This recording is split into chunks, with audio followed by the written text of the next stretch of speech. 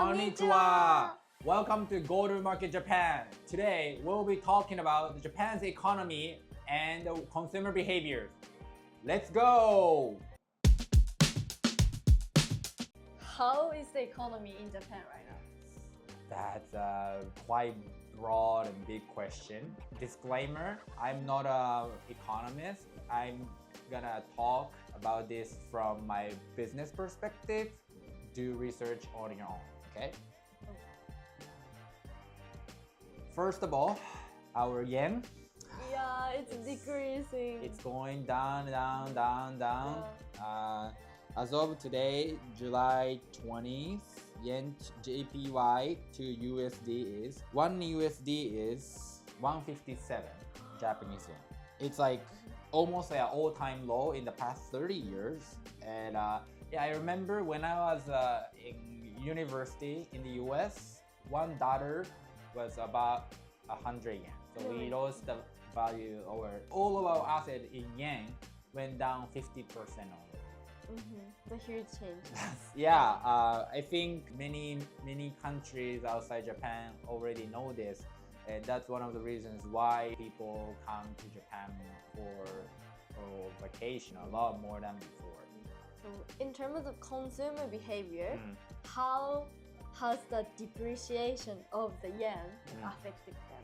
Of course, many items, their prices are uptrend, unfortunately. And also, there's inflation. Inflation really started a couple years ago in US, Canada, and Europe, and it was crazy high. But there was some delay in like 2022. And then last year, we finally started to see inflation. And then now inflation rate in Japan is around 2.5%, which is not too high, not too low. But I think the challenge is there's still like companies, like wages, salaries are not catching up to inflation yet. That's why people feel like they spend a lot more. They have to spend a lot more than before. And I think food at the convenience store, grocery store, and restaurants, I think the prices are a lot like went up around like 20%, 30% before. Right, and it's still getting a bit higher. It's going up, yes.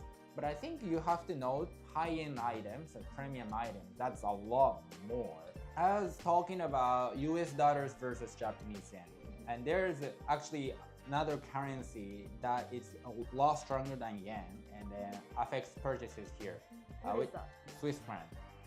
Swiss franc. So like around 5 years ago, one Swiss franc around 108 yen. In 2024, one Swiss franc around 180 yen. 1.8? 108 to 180. It's around like 60%, 70%. So you see that watches, many watches are from Switzerland and their prices went up over and over. I personally like watches and I see how often they change prices. It's like every quarter, like major brands change the prices at least a couple times in the past year. I've never seen something like this before, but yeah, that shows how yen is weak and how this whole situation affects pricing. Does it affect to consumers' purchasing behavior? Yeah, of course. You cannot afford the same thing at the same price. There's some people who hesitate to purchase those expensive items.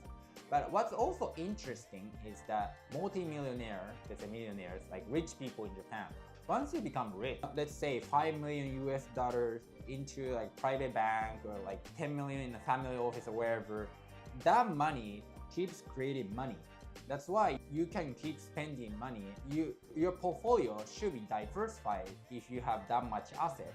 So let's say top tier like rich people keep purchasing whatever they want. And who's more affected is majority, low to middle class people. You have to strategize who to target. When you target rich people, they don't, again, you can keep pricing up because they have already created, if you target affluent customers, high-end products, I think this cannot be the case. So that means if your customer is low to like middle ranges, because they are more sensitive to price, so they have to be careful. Yes, exactly. About the economy, there's one thing I want to address: interest rate. Interest rate. So when you get a loan from a bank, have you lent money to anyone or from the bank? From bank, no, I haven't. Okay, okay. So for your first, business, usually you can get some loan from banks, and interest rate is quite low. Okay, my business friends, I asked them how much their interest rate was, and also mine. It's usually around like 1 to 2%. And then for even like housing, if it can go down to like 0.3, 0.4, 0.5%. One of my friends actually got a housing loan at the interest rate of 0.3% last month. It's extremely low compared to other countries. Yes, in Canada and US, more than 5%. Yeah. So that also helps people lend money in Japan and then convert it to US dollars. That means US dollar has more value. You can access yen at the super low interest rate, and then you can more incentivized to convert yen into another currency, and that again lowers the value of yen. How does it affect to your business in Japan? Actually, if you run a business only in Japan, you can keep getting loans and at a super interest rate. Sometimes inflation rate is higher than interest rate. So technically, you're getting that money for free. And sometimes inflation rate is higher than interest rate. That means if you get the, let's say, 1 million loan at the 1.0% of interest rate, the inflation rate is 2.0%. Your interest is actually zero. So sometimes inflation rate is higher than interest rate. Your loan is actually like kind of free money. Like of course you have to pay back, but the interest, it will be set off due to inflation. That's happening in Japan. That's interesting. On top of the economy, here's one thing I want to share with you, which is politics. Politics. So now there's a US presidential election, and there's lots of campaigns. In 2024, US is gonna have a presidential election, and in Japan we do have elections every 4 years, but there won't be many changes. There won't be also like huge risks all of a sudden. I don't really see that happens. When I went to Thailand a couple years ago, they decriminalized cannabis. But then the new government now is going to again ban cannabis in just a couple years. That kind of thing doesn't happen in Japan. I can say it's stable. It takes time to change, but it won't dramatically change or like go south. That's how the economy and the politics work here. So we can say Japanese political risk are really low. Yeah.